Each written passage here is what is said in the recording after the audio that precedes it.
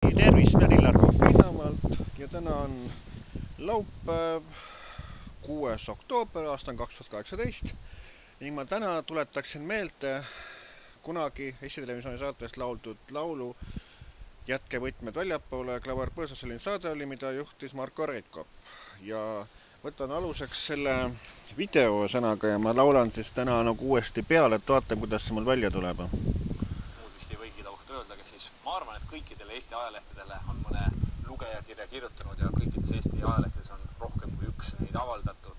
Hillar Kohv on ta nimi, Viinahaual ta siis elab, nagu te teate, ja tema laulab meile loo, mis kannab pealkirja Jätke võtmed väljapoole.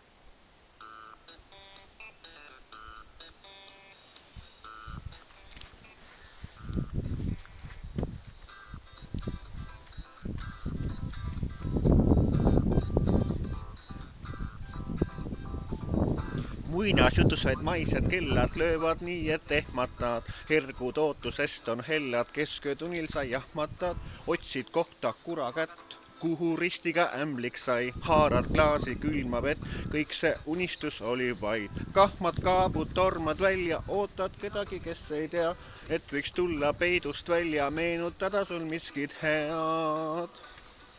Jätke võtmed väljapoole, kui te lahkute, et võiks tulla keegi külla, keda ootate.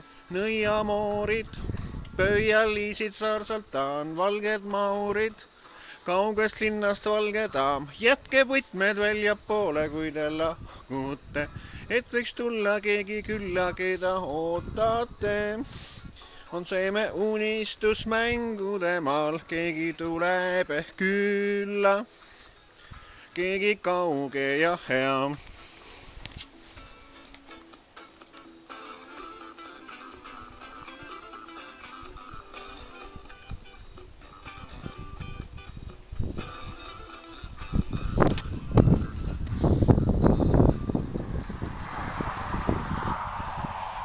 Astun nördnud pilgud tuppa, vahvas võitlasa vapralt käe. Kiirelt muinasjuttu lappan, esmakordselt mõnda näen. Toas käib kiire hooga tango, voodis uinub kaunitar. Uhke kaare teeb Belmongo, suudlus unesta äratab. Alibaba keerab kella, saada nooremaks soov on tal. Barnabas vaid veini kallab, ütleb peremees võta klaas. Jätke võtmed väljapoole, kui te lahkute, et võiks tulla keegi külla, keda ootate. On see me unistus mängude maal, keegi tuleb ehk külla. Keegi kauge ja hea. Keegi tuleb ehk külla.